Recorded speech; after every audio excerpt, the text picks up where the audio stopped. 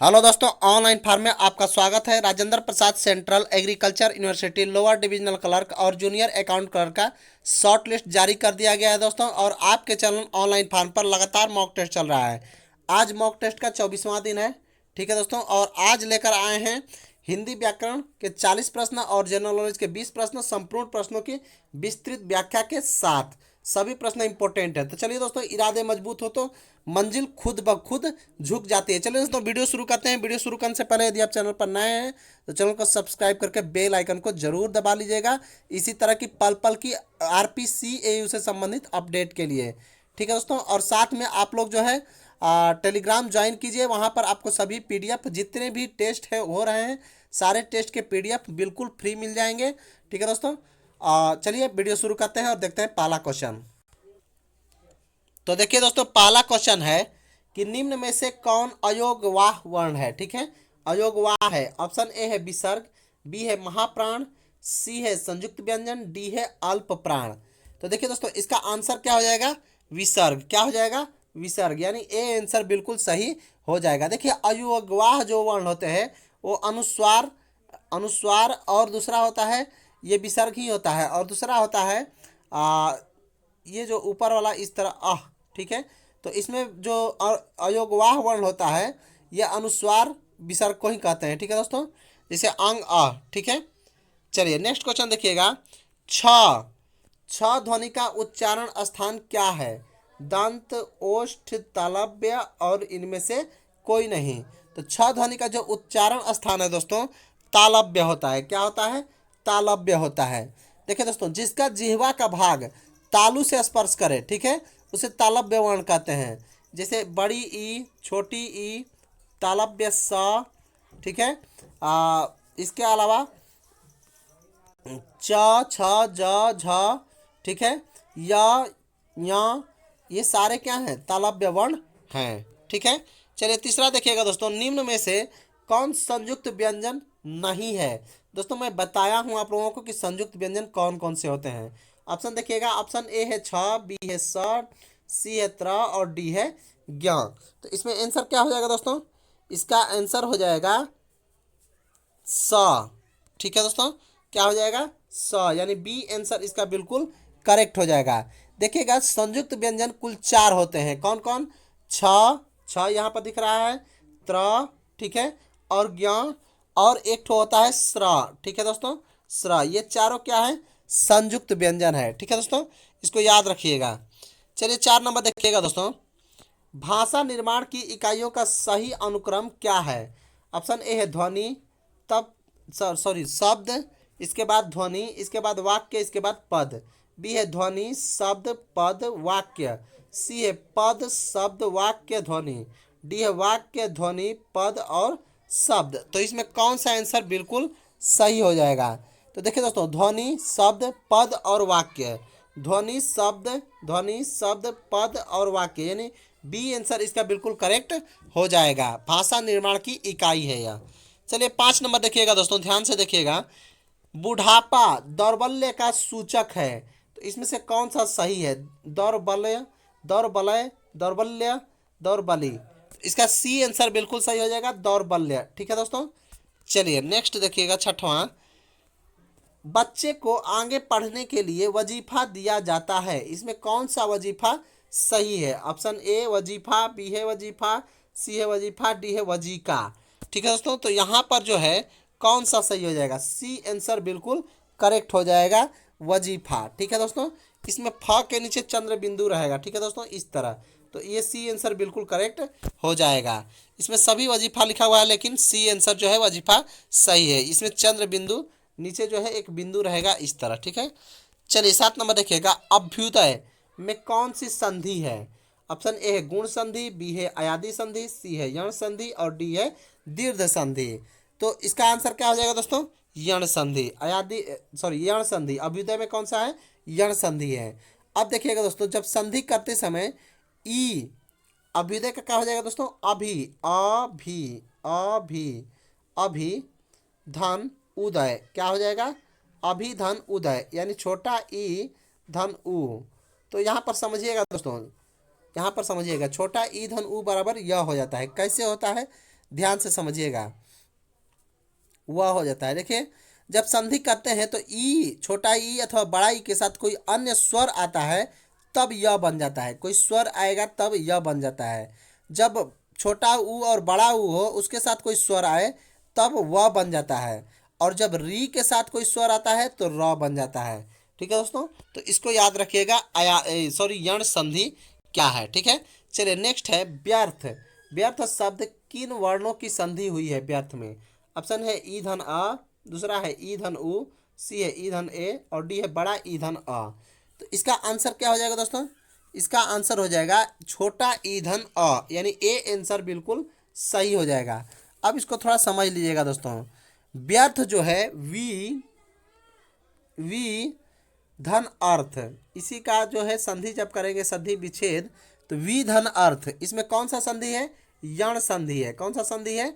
यण संधि है। अब देखिए इसमें ई जो है ई धन अ मिला हुआ है और हमने बताया था दोस्तों कि जब ई या ई के साथ कोई अन्य स्वर आता है तब वह क्या हो जाता है? य हो जाता है।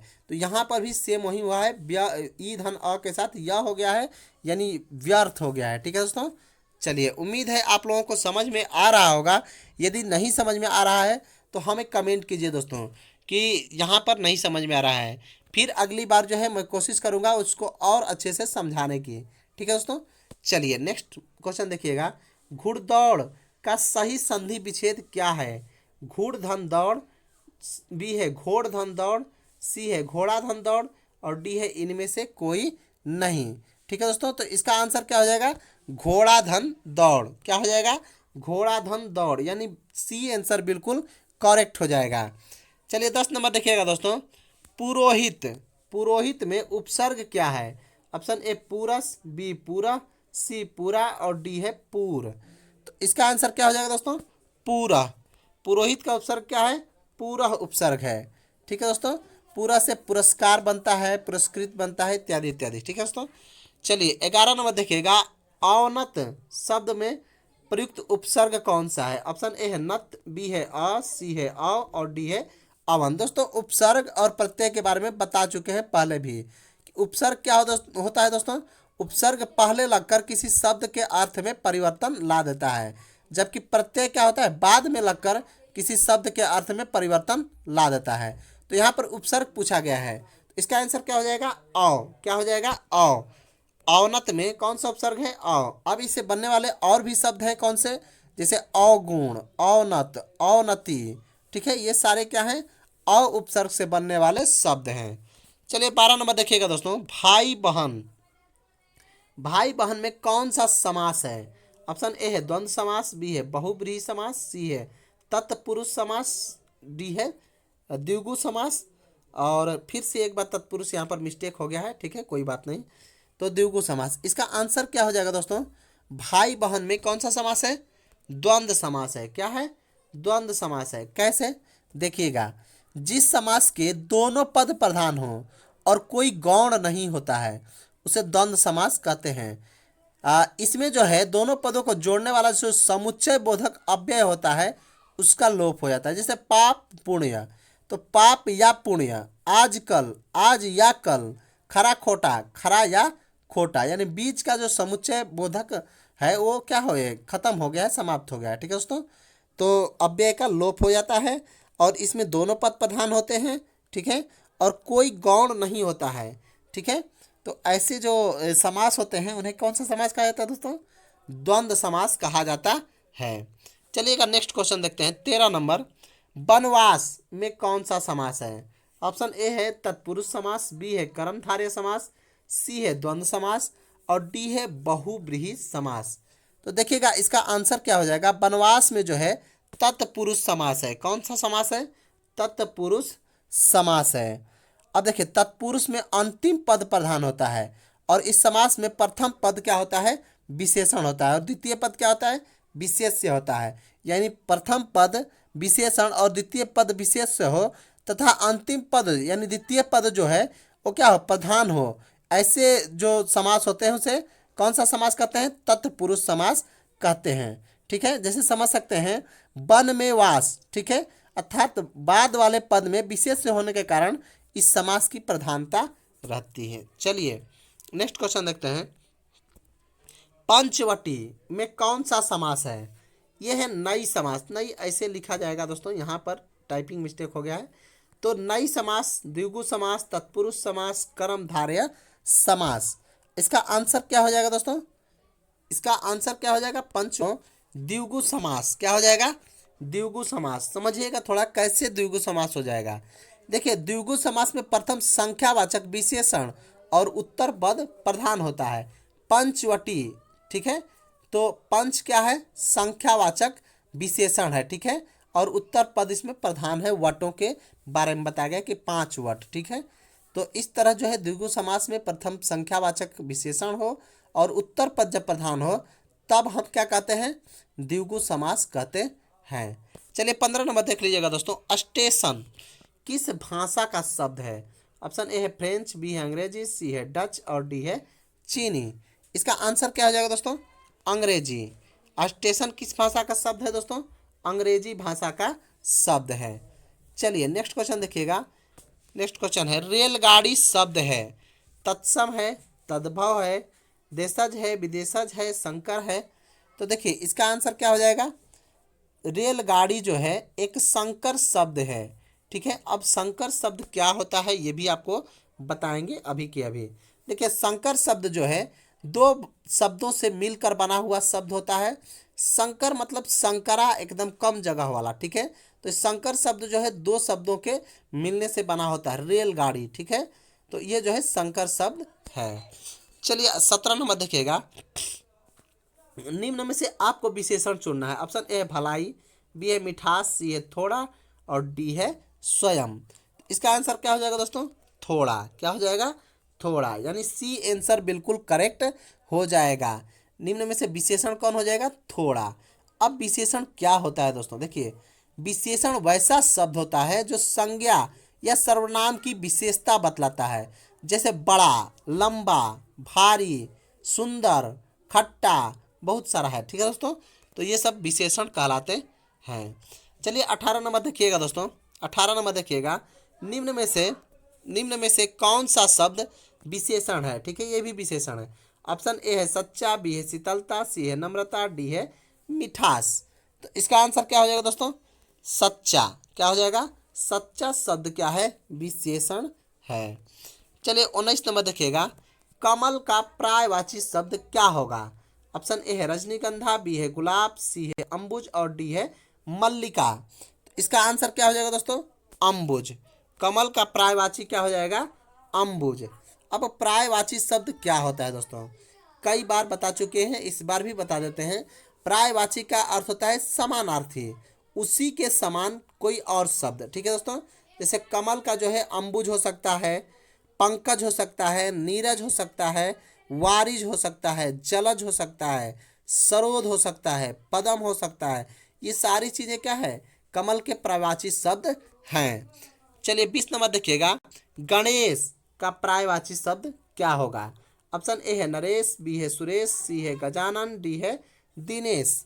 तो गणेश का पर्यायवाची शब्द क्या हो जाएगा दोस्तों? गजानन। क्या हो जाएगा? गजानन।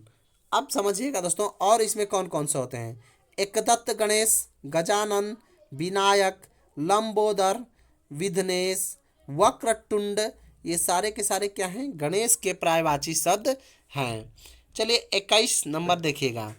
उत्तम का विलोम शब्द बताना है। ऑप्शन ए है निकृष्ट, बी है विकृत, सी है अधम और डी है कीर्ति। आपको बता चुके हैं दोस्तों कि विलोम शब्द क्या होता है। विलोम का मतलब सीधा उसके उल्टा वाला शब्द, ठीक है। विलोम का मतलब क्या? सीधा उसके उल्टा वाला शब्द, एकदम उल्टा। तो इसमें क्या हो जाएगा? उत्तम का अधम। क्या हो जाएगा? अधम। उत्तम का क्या हो जाएगा? अधम। अधम यानी सी आंसर बिल्कुल करेक्ट हो जाएगा। चलिए 22 नंबर देखिएगा। नीरस का विलोम शब्द क्या होगा? ऑप्शन ए है रसीला, बी है सरस, सी है वीरस, डी है अरस। तो इसका आंसर क्या हो जाएगा दोस्तों? नीरस का क्या हो जाएगा? सरस, ठीक है। नीरस का क्या हो जाएगा? सरस, यानी विलोम का मतलब सीधा उसके उल्टा। चलिए 23 नंबर देखिएगा दोस्तों। राम की गाय दूध देती है, किस प्रकार का वाक्य है? ऑप्शन ए है सरल वाक्य, बी है संयुक्त वाक्य, सी है मिश्र वाक्य और डी है इनमें से कोई नहीं। तो देखिए ये एक सरल वाक्य है, ठीक है। क्या है ये? सरल वाक्य है। राम की गाय दूध देती है, सरल वाक्य है। चलिए 24 नंबर देखिएगा। उस चित्र को उठाओ जो हुसैन का बनाया हुआ है, ठीक है। मैं यहाँ पर मैं है, मैं कौन सा उपवाक्य है? ऑप्शन सुनिएगा। संज्ञा उपवाक्य, बी है विशेषण उपवाक्य, सी है क्रिया विशेषण उपवाक्य और डी है प्रधान उपवाक्य। तो इसका आंसर क्या हो जाएगा दोस्तों? विशेषण उपवाक्य। उस चित्र को उठाओ जो हुसैन का बनाया हुआ है, विशेषण उपवाक्य है। चलिए 25 नंबर देखिएगा। निम्न में से विराम चिन्ह नहीं है। ऑप्शन ए है अल्प विराम, बी है पूर्ण विराम, सी है निदेशक चिन्ह और डी है अवतरण, ठीक है। तो इसका आंसर क्या हो जाएगा दोस्तों? निम्न में से विराम चिन्ह नहीं है, ठीक है। इसका आंसर हो जाएगा अवतरण। अवतरण क्या है दोस्तों? विराम चिन्ह नहीं है। अब समझिएगा थोड़ा सा दोस्तों। अवतरण एक विराम चिन्ह नहीं है, बाकी सब क्या है? विराम चिन्ह है। देखिए विराम क्या होता है? इस तरह, ठीक है। पूर्ण विराम क्या होता है? ये, ठीक है। और निदेशक क्या होता है? इस तरह का चिन्ह, ठीक है। ये सारे चिन्ह हैं। चलिए 26 नंबर देखिएगा दोस्तों। डॉक्टर ने मरीज को देखा और उसे दवा दी, किस प्रकार का वाक्य है? ऑप्शन ए है सरल वाक्य, बी संयुक्त वाक्य, सी मिश्र वाक्य और डी संयुक्त मिश्र वाक्य, ठीक है। तो डॉक्टर ने मरीज को देखा और उसे दवा दी, संयुक्त वाक्य है, ठीक है। हमने एक बार बताया था दोस्तों, उसे कैसे बीच में जो जोड़ने वाला शब्द आता है वो क्या होता है? संयुक्त वाक्य होता है। तो आप लोगों को यदि याद होगा तो आप लोग आसानी से ये सारे क्वेश्चन कर लेंगे। यदि नहीं याद होगा तो एक बार पिछला वीडियो सारे देख लें दोस्तों, इससे आपको पक्का फायदा होने वाला है, ठीक है। आप ही के लिए इतना मेहनत किया जाता है, ठीक है दोस्तों। चलिए, नहीं तो हमको तो कोई अभी तक पे नहीं मिलता है कहीं से भी, ठीक है। तो सारा आप ही के लिए मेहनत करते हैं, इसलिए आप लोग पिछला वीडियोज एक बार अच्छे से देखिएगा तो अगला वीडियोज आसानी से आपको समझ में आएगा। चलिए निम्नलिखित में से वाक्य के शुद्ध रूप का चयन करें। ऑप्शन ए है पिछले सोमवार को स्कूल बंद है, बी है पिछले सोमवार को स्कूल बंद रहेगा, सी है पिछले सोमवार को स्कूल बंद होता है, डी है पिछले सोमवार को स्कूल बंद था। इसका आंसर क्या हो जाएगा दोस्तों? पिछले सोमवार को स्कूल बंद था, यानी डी आंसर बिल्कुल करेक्ट हो जाएगा। चलिए 28 नंबर देखिएगा।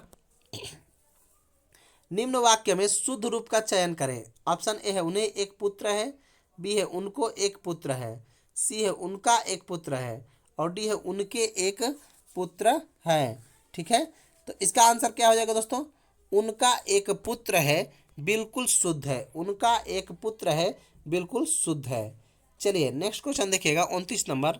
बरसात में मच्छर नाक में दम कर देते हैं। बरसात में मच्छर नाक में दम कर देते हैं, मुहावरे का सही अर्थ क्या होगा? सांस ना लेने देना, बी है सोने ना देना, बहुत परेशान करना, डी है प्रदूषण फैलाना, ठीक है। तो यहाँ पर जो है नाक में दम कर देते, नाक में दम कर देना, इसी का जो है अर्थ बताना है। नाक में दम कर देते हैं या देना, ठीक है। तो इसका आंसर क्या हो जाएगा? बहुत परेशान करना। क्या? बहुत परेशान करना। क्या? बहुत परेशान करना, यानी बहुत ज़्यादा परेशान करना। चलिए 30 नंबर देखिएगा। अंगूठा चूमना क्या है? अंगूठा चूमना का अर्थ क्या हो जाएगा, ठीक है। तो देखिएगा ऑप्शन ए है इनकार करना, इनकार आधा होता है, बी है तिरस्कार करना, सी है नासमझी दिखाना, डी है खुशामद करना, ठीक है। तो इसका आंसर क्या हो जाएगा दोस्तों? इसका आंसर हो जाएगा खुशामद करना, ठीक है। क्या हो जाएगा? खुशामद करना। देखिए इसका प्रयोग कैसे करेंगे। इस बार तो छुट्टी लेने के लिए राहुल को अपने बॉस का अंगूठा चूमना पड़ा, ठीक है दोस्तों, यानी खुशामद करना। चलिए 31 नंबर देखिएगा। तन पर नहीं लगता पान खाए अलबत्ता का अर्थ क्या है? ऑप्शन ए है बहुत गरीब, बी है झूठी दिखावा करना, सी है एक साथ दो लाभ, डी है बुरी आदत का शिकार होना। होता है ना दोस्तों, किसी के पास खाने के लिए नहीं रहता है लेकिन बातें बड़ी बड़ी करते हैं, ठीक है। तो उसी को कहता है झूठा दिखावा करना, ठीक है। इसका आंसर क्या हो जाएगा? झूठा दिखावा करना, यानी तन पर नहीं लगता पान खाए अलबत्ता, ठीक है। चलिए नेक्स्ट क्वेश्चन देखिएगा 32 नंबर। आँख का अंधा नाम का नयन सुख, नाम नयन सुख का अर्थ क्या है? ऑप्शन ए है एक ही व्यक्ति में कई और गुण होना। बी है केवल नाम अच्छा होने से कोई व्यक्ति अच्छा नहीं होता। सी है गुण के विपरीत नाम। और डी है आंख ना होने पर भी सुखी। तो इसका आंसर क्या हो जाएगा दोस्तों? इसका आंसर हो जाएगा गुण के विपरीत नाम। चलिए 33 नंबर देखिएगा दोस्तों। मुहावरों और लोकोक्तियों में जिस शब्द शक्ति के जरिए अर्थ ग्रहण किया जाता है वह शब्द शक्ति कौन सी है? ऑप्शन ए है अविद्या, बी है लक्षणा, सी है व्यंजना और डी है तात्पर्य। ठीक है, तो इसका आंसर क्या हो जाएगा दोस्तों? लक्षणा। क्या हो जाएगा? लक्षणा। ठीक है, लक्षणा। अब सुनिएगा, पहले तो आपको जो है शब्द शक्ति के बारे में बता चुके हैं दोस्तों। ठीक है, अब देखिएगा मुख्यार्थ बाधित होने पर, यानी मुख्यार्थ जब मुख्यार्थ बाधित हो जाता है, ठीक है, और अन्य अर्थों से संबंधित रूढ़ि या प्रयोजन के कारण कोई चीज लिया जाता है तब वो होता है लक्षणा। ठीक है, और इसमें जो है जितने भी मुहावरे और लोकोक्तियां होती हैं सभी जो है लक्षणा शब्द शक्ति के सहारे अर्थ ग्रहण करती हैं। यानी जितनी भी मुहावरे और लोकोक्तियां आपको होती हैं सारे के सारे लक्षणा शब्द शक्ति के कारण अर्थ ग्रहण करती है। तो जैसे ही अर्थ ग्रहण के बारे में आएगा आप लोग लक्षणा को क्लियर कर दीजिएगा। चलिए 34 नंबर देखिएगा। रूढ़ा और प्रयोजनवर्ती किस शब्द शक्ति के माध्यम से शब्द का अर्थ लिया जाता है? वह है ऑप्शन ए है अविद्या, बी है लक्षणा, सी है व्यंजना, डी है तात्पर्य। तो इसका आंसर क्या हो जाएगा दोस्तों? इसका आंसर हो जाएगा क्या आंसर हो जाएगा दोस्तों? अविद्या। क्या हो जाएगा? अविद्या, यानी ए आंसर बिल्कुल सही हो जाएगा। चलिए 35 नंबर देखिएगा दोस्तों। रस सिद्धांत के प्रवर्तक कौन है? ऑप्शन ए है भरत मुनि, बी है भानुदत्त, सी है विश्वनाथ और डी है भामा। तो इसका आंसर क्या हो जाएगा दोस्तों? भरत मुनि। रस सिद्धांत के आदि प्रवर्तक कौन है? भरत मुनि। ठीक है, ए आंसर बिल्कुल करेक्ट हो जाएगा। चलिए 36 नंबर देखिएगा दोस्तों। निराला की कविता जूही की कली किसका उदाहरण है? ऑप्शन ए है वार्णिक छंद, बी है मात्रिक छंद, सी है मुक्त छंद और डी है इनमें से कोई नहीं। तो जो निराला की कविता है जूही की कली, यह जो है मुक्त छंद का उदाहरण है। किस छंद का? मुक्त छंद का उदाहरण है। चलिए 37 नंबर देखिएगा। कुंद इंदु संदेह उमा रमन वरुण अमन। उमा रमन वरुण अमन में कौन सा अलंकार है? ऑप्शन ए है श्लेष अलंकार, बी है उपमा अलंकार, सी है अनुप्रास अलंकार और डी है रूपक अलंकार। ठीक है, तो इसका आंसर क्या हो जाएगा दोस्तों? इसका आंसर हो जाएगा उपमा अलंकार। क्या हो जाएगा? उपमा अलंकार। बी आंसर बिल्कुल करेक्ट हो जाएगा। चलिए 38 नंबर देखिएगा। जहाँ बिना कारण के कार्य का होना पाया जाए वहाँ कौन सा अलंकार होता है? ऑप्शन ए है विरोधाभास, बी है विशेषोक्ति, सी है विभावना और डी है भ्रांतिमान अलंकार। ठीक है, तो यहाँ पर कौन सा आंसर हो जाएगा दोस्तों? विभावना अलंकार। कौन सा? विभावना। क्या हो जाएगा? विभावना, यानी सी आंसर बिल्कुल करेक्ट हो जाएगा। 39 नंबर। रानी केतकी की कहानी के रचयिता कौन है? ऑप्शन ए है वृंदावन लाल वर्मा, बी है किशोरी लाल गोस्वामी, सी है माधवराव एस्प्रे और डी है इंसा अल्लाह खान। ठीक है, इसमें अल्लाह नहीं था, अल्लाह खान, इंसा अल्लाह खान। तो इसका आंसर क्या हो जाएगा? इंसा अल्लाह खान बिल्कुल सही है। इंसा अल्लाह खान बिल्कुल सही है, रानी केतकी के कहानी के रचयिता हैं। चलिए 40 नंबर देखिएगा दोस्तों। शिव शंभू के चिट्ठे से संबंधित रचनाकार कौन है? ऑप्शन ए है बाबू तोताराम, बी है केशव राम भक्त, सी है अंबिका दत्त व्यास और डी है बाल मुकुंद गुप्त। तो इसका आंसर क्या हो जाएगा दोस्तों? इसका आंसर हो जाएगा बाल मुकुंद गुप्त, यानी डी आंसर बिल्कुल करेक्ट हो जाएगा। चलिए 41 नंबर देखिएगा दोस्तों। 41 नंबर देखिएगा दोस्तों। आवर्त में तत्वों को खाली स्थान के क्रम में व्यवस्थित किया जाता है। ऑप्शन ए है नाभिक के बढ़ते हुए आवेशों, बी है नाभिक के समान आवेशों, सी है नाभिक में स्थित आवेशों और डी है नाभिक में घटते हुए आवेशों के रूप में व्यवस्थित किया जाता है। तो इसका आंसर क्या हो जाएगा दोस्तों 41 का? इसका हो जाएगा नाभिक में बढ़ते हुए आवेशों के रूप में व्यवस्थित किया जाता है। चलिए 42 नंबर देखिएगा दोस्तों। यदि किसी ध्वनि तरंग की आवृत्ति 100 हर्ट्ज है तो उसका आवर्तकाल क्या होगा?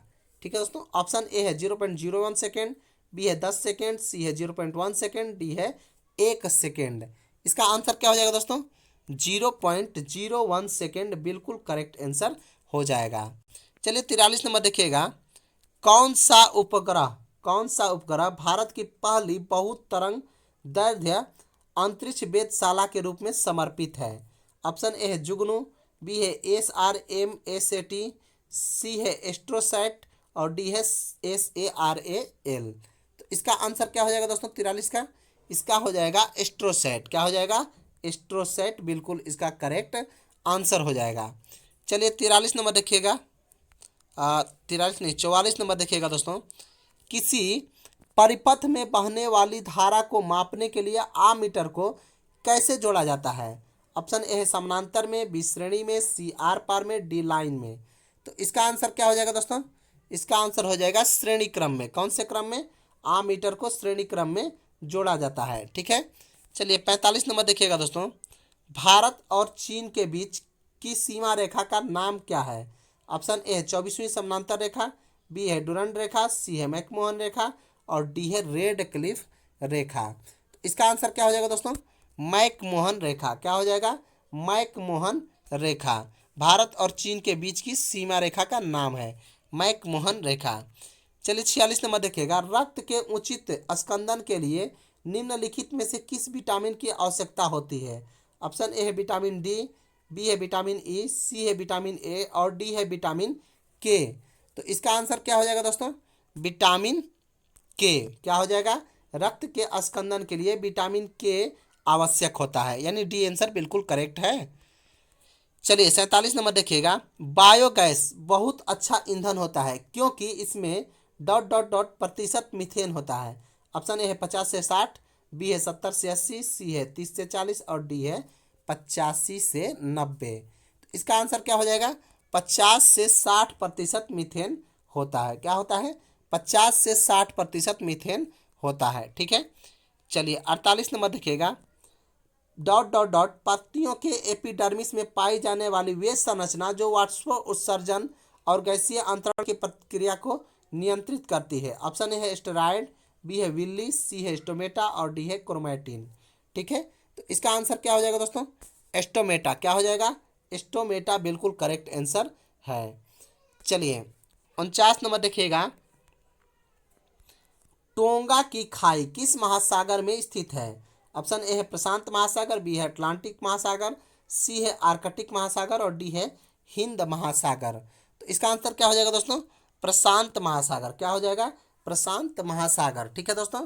दोस्तों थोड़ा वीडियो ज़्यादा से ज़्यादा शेयर कर दीजिएगा और वीडियो यदि अच्छा लगे तो लाइक, सब्सक्राइब और शेयर करना ना भूलिएगा। ये मैं रोज रोज कहना चाहता हूँ लेकिन रोज भूल जाता हूँ, तो आप लोग खुद से याद करके थोड़ा शेयर कर दिया कीजिए दोस्तों, और लाइक और सब्सक्राइब जरूर किया कीजिए। चलिए 50 नंबर देखिएगा दोस्तों। राष्ट्रकूट का शाही प्रतीक क्या था? ऑप्शन ए है बाघ, बी है हाथी, सी है शेर, डी है ईगल। तो इसका आंसर क्या हो जाएगा दोस्तों? 50 का आंसर हो जाएगा ईगल। राष्ट्रकूटों का शाही प्रतीक क्या था? ईगल। चलिए 51 नंबर देखिएगा।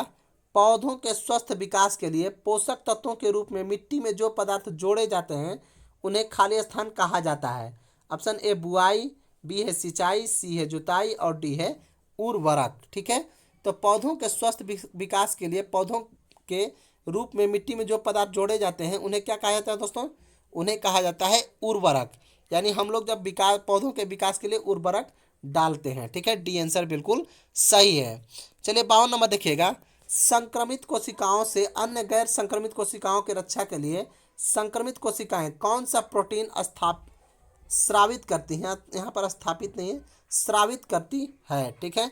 ऑप्शन ए है इम्यून, बी है न्यूट्रोफिल्स, सी है इंटरफेरॉन और डी है ल्यूकोसाइट।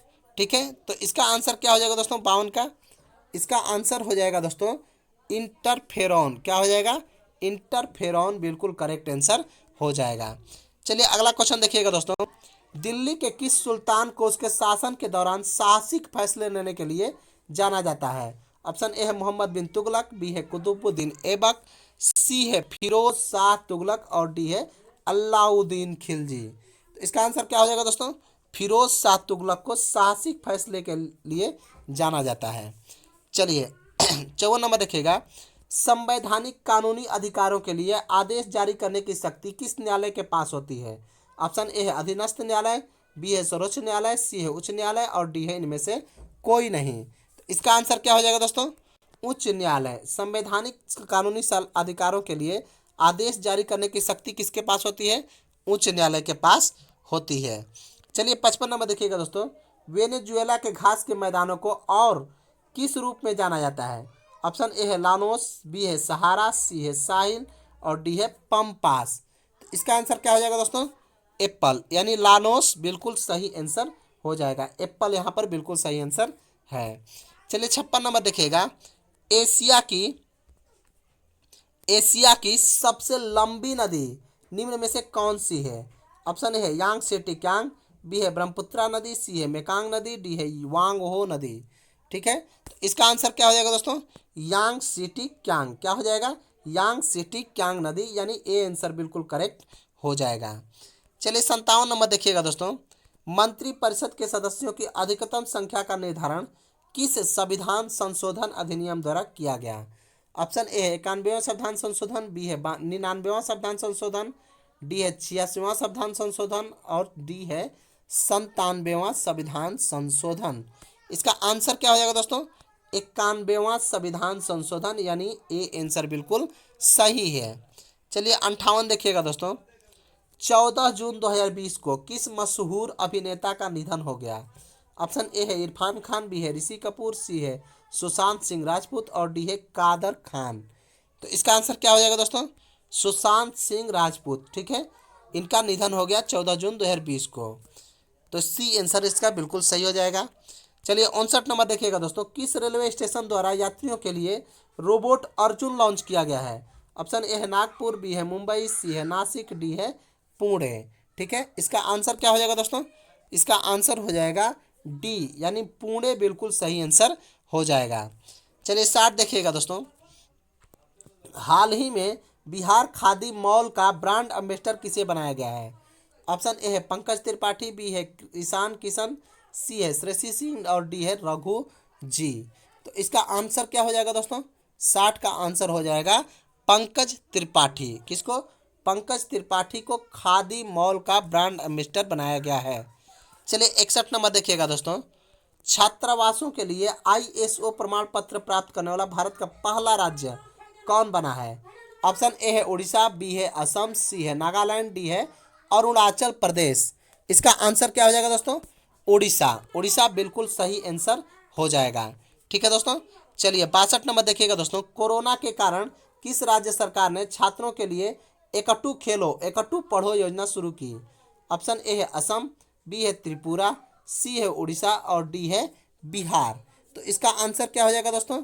इसका आंसर हो जाएगा त्रिपुरा। त्रिपुरा ने कोरोना के कारण एकट्ठू खेलो एकट्ठू पढ़ो योजना की शुरुआत की है। तो दोस्तों ये था आज का 62 क्वेश्चन, हिंदी के जो है 40 और 22 क्वेश्चन आपके जनरल नॉलेज के। ठीक है दोस्तों, और आप लोग जो है ज़्यादा से ज़्यादा टेलीग्राम ज्वाइन कीजिए, क्योंकि आपको टेलीग्राम पर सभी का PDF मिल जाएगा। ठीक है दोस्तों, जितने भी आपको मॉक टेस्ट हुए हैं सारे PDF आपको टेलीग्राम पर मिल जाएंगे। इसके अलावा मैथ और रीजनिंग के भी PDF जल्द ही तैयार होकर आपको मिलने वाले हैं। ठीक है दोस्तों, उनका भी आप लोगों ने जो सहयोग किया, जो हेल्प किया, बहुत बहुत धन्यवाद। ठीक है दोस्तों, चलिए आज के लिए इतना ही रखते हैं, फिर मिलेंगे अगली वीडियो में एक नई सोच के साथ। तब तक के लिए धन्यवाद। ठीक है दोस्तों, और हाँ दोस्तों, अगला जो है वर्क क्या काम होता है LDC और JSC में, और आप लोगों का सैलरी कितना होता है, इस पर वीडियो आने वाला है। चलिए दोस्तों, आप लोग घरों में बने रहिए, ज़्यादा से ज़्यादा बचे रहिए, मास्क लगाइए और वैक्सीनेशन ज़रूर करवाइए दोस्तों। चलिए आज के लिए इतना ही, थैंक यू।